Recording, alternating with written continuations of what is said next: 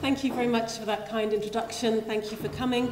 I'm delighted to have this opportunity to set out a different perspective on the future of progressive politics. I was saying that what struck me in reading the previous contributions was that when people try to define what we mean by progressive politics, the one word that stands out to me is the word equality.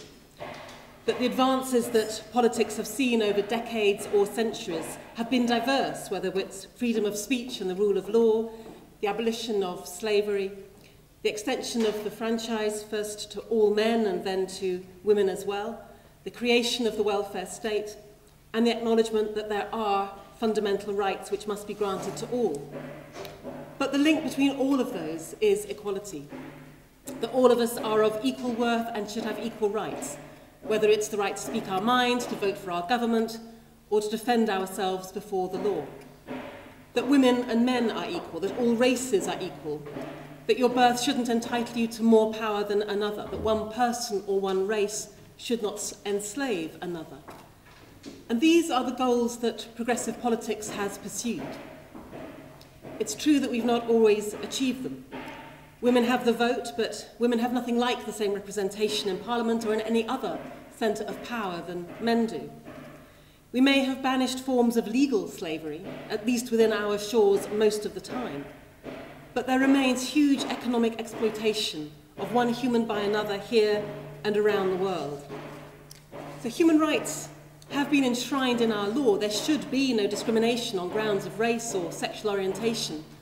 But still today in our society, a simple act like walking hand in hand can still lead to intimidation and violence. Progressive politics have depended on ever-increasing economic growth and prosperity in order to bring about some kind of redistribution of power. And so as the economy has grown, so elites have been persuaded to give up just a little bit of their wealth and power.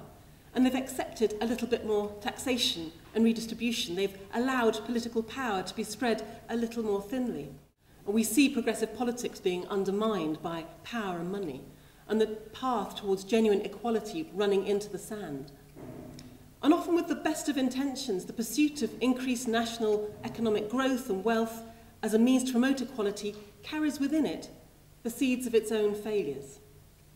Well, why? I think the heart of the trouble is a failure of imagination.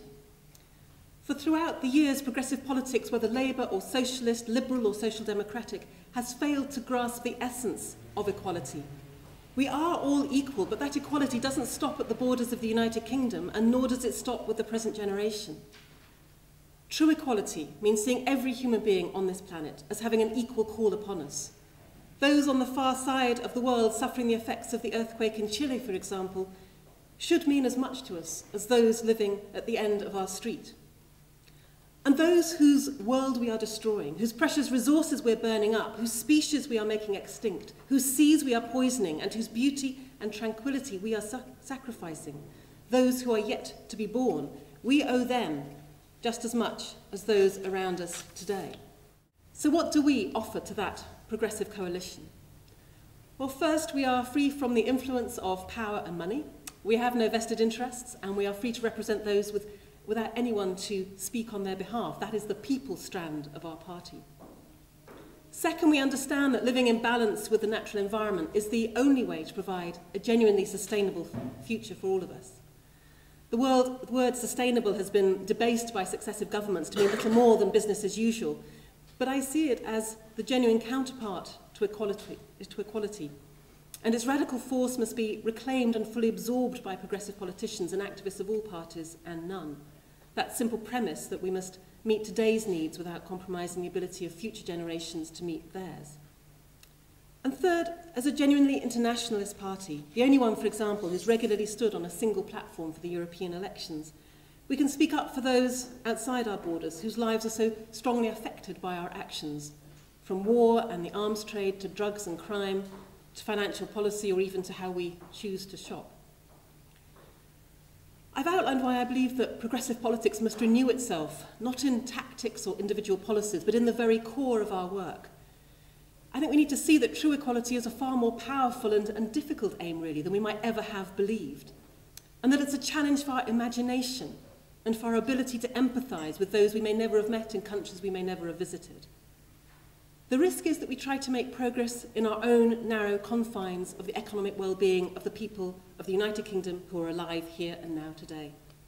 So I would say that the challenge for progressives is to engender that empathy and that wider view, to help our fellow citizens to look beyond the boundaries of our own country and of our own immediate needs and take responsibility for others and their own actions. We should be going further and making the case not just for equality at home, but equality throughout the world. Not just for equity today, but for intergenerational equity, and to do it in a way that doesn't involve trashing the planet and the environment on which we all depend. That, I think, is the challenge for progressive politics, and that is the challenge for today. Thank you.